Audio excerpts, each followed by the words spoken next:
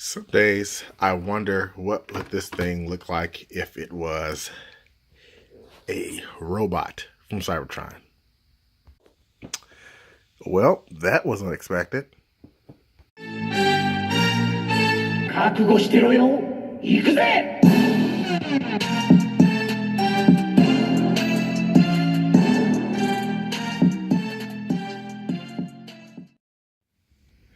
Welcome to Wordbreaker Coo's Reviews.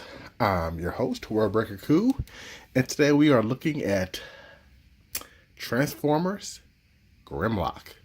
To be exact, I believe this is the Age of Extinction Grimlock. Not that he had much difference between the first Knight and Age of Extinction, but I want to make sure you guys knew. This is a Studio Series action figure, and I love this, guys. This is definitely a Toy of the Year alert for me. Would have been higher had Mattel not just done such a great job on their dinosaurs. Because I've had this one for quite a while, I just have not had a chance to review it. And now that I have it in hand, it's worth it. You know, it's retails for about $49, and I say you get your money's worth. Look at the paint shading. The brushes, the dry brushes of the metallic.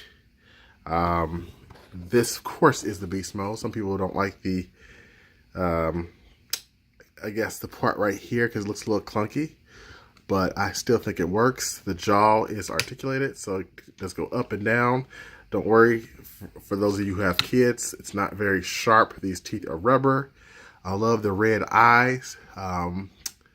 It's just all in all a really, really cool figure and blows out the previous Grimlock. I'm not even going to bother showing that one. You guys have seen my reviews previously, and I'll put a link in the description so you can kind of take a look back at that one as well. But yeah, he looks absolutely fantastic. And to get some scale with this guy, let's just show an average size Marvel Legend. And we'll use the Century. So I think Grimlock's every bit of 10 inches tall in alt mode. Well, you know, maybe 9. Maybe 9. I'd say 9.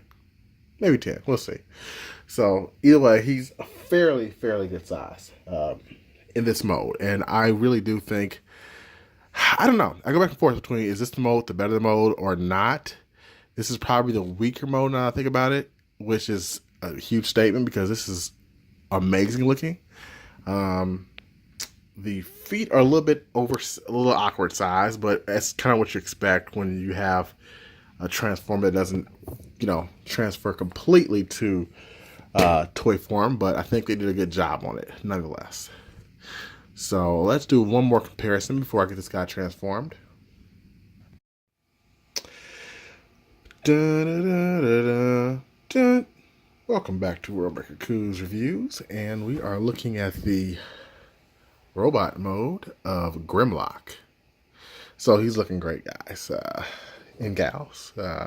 Although I think my audience is mostly male. He's very tall. I keep forgetting I have this tape measure here. Give you a better indication of how tall this guy is. He's about close to 10 inches. So he's very big. And right next to him, I have the previous Voyager class Grimlock, which looks like a Happy Meal toy next to the movie studio Grimlock. So I don't know what I'm going to do with this guy. Eventually I'm going to have to get rid of him. I do like his staff. I wish that this one came with the staff or some type of like mace weapon, I guess you would say. Because he looks ridiculous in the color scheme. Even the one they made come out more recently that matched this color scheme a little bit better still would look ridiculous. So yeah, there's that. Guess you don't know what you have until you have it sometimes. But getting up closer towards Grimlock, we can see that even the robot mode, much like the alt mode, has the red eyes. You know, that looks fantastic to me. Again, you can see the dry brushing here, even in the robot mode. Some places it could have used a little bit more. I wish it would have painted the mace, but maybe because of the material, it would not have held. I especially like all the detail here in robot mode. In robot mode, the back has a little skirt. It's soft, pliable, but still looks cool. And usually, kind of skimp out sometimes on the type of figure it is on the back, but there's no kibble really here. I would love to know what this part is for. I think it might be for the alt mode, but it looks like they could hold something, maybe like a sword or something in this mode. That would have been cool if they actually would have had that. I like how his fist is like the jaw, so that's cool. You know, done very well. And I just want to bring one more figure in here so you guys can really get a feel for where they're going with the cool designs in the movie figures. So last year, I believe Scorn was the only Transformer I had that made the top 10 for figures of the year. And because a lot of the shading, like if you look here, he has some red fading to silver and vice versa. He has a crotch piece here that kind of broke him apart. The arms on the hand. And again, he's got some faux jaws that really aren't really what they seem to be. But I love the detail. He's got a lot of back kill, but that's to be expected for a Spinosaur. And he just looks so cool. And I think he fits in well with Grimlock. I wish he was a little bit taller. I wish he was a baller. But besides that, I think these two look fantastic. Hands down.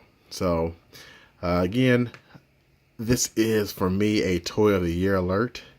I think this is highly recommended. If I had to give this a score out of 10, I say the robot mode, I'd give it a 9 point. No, I'd give it a 9. The robot mode itself, not the dinosaur mode, I would give a 10. I give this a 10. Yeah, this is done very well. I mean, the only thing that could have made it slightly better was just, again, the having a hand and having like a sword, but I'll take this. So, I hope you've enjoyed this review. If you have, please take a look at the previous Transformers review there, or if you haven't subscribed, subscribe there. Thanks for watching, and until next time, peace and Grimlock grease.